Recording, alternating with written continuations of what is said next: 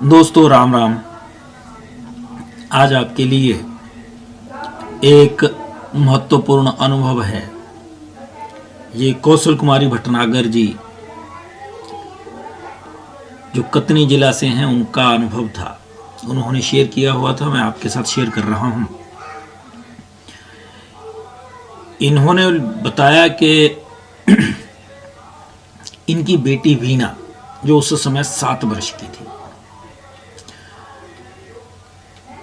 उनको अर्थात वीणा को भगवान शंकर ने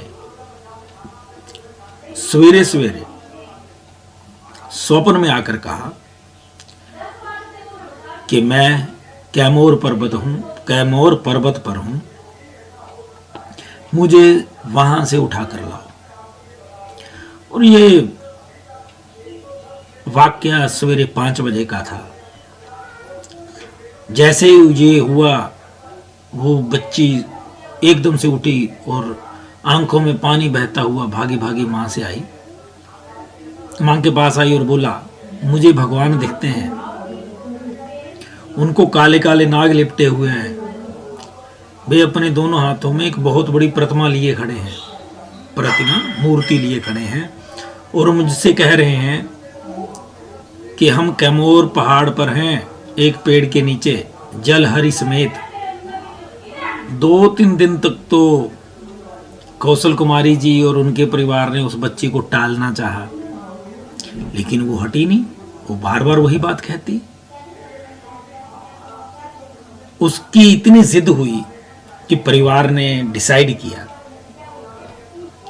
कि अब वो जगह का रास्ता ढूंढना चाहिए, उनको वहां जाना चाहिए, क्योंकि बच्ची हट ही नहीं रही थी।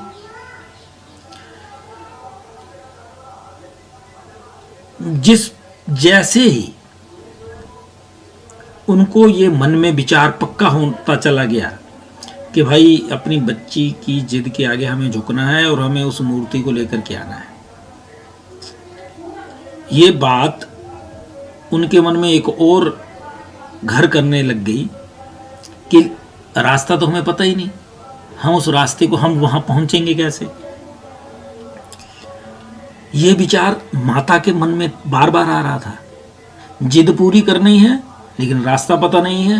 और अगले ही दिन बेटिया आकर के बोली, मां आज तो मुझे भगवान ने रास्ता भी बता दिया, अब चलो।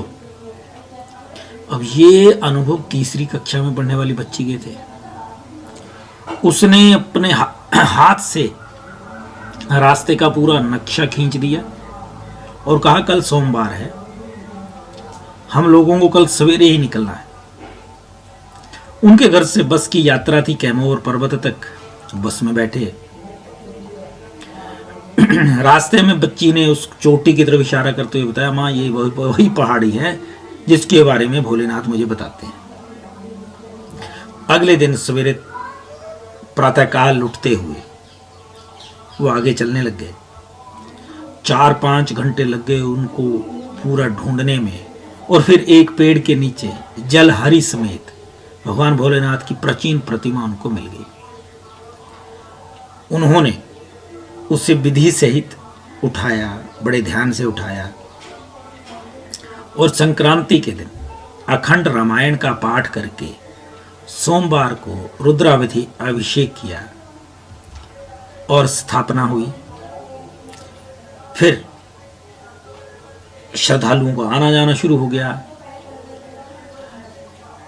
ये ऐसा अनुभव था एक साधारण बच्चे का, जिसने उसका विश्वास और पक्का कर दिया, और हम लोगों का भी, कि भगवान किसी को भी कभी भी अपनी सेवा के लिए चुन सकते हैं। भगवान किसी के लिए भी कभी भी कहीं भी सेवा देने के लिए तैयार रहते हैं। बस जरूरत होती है ऐसे सेवक की जो सेवा या आदेश को मान सके। भारत माता की जय।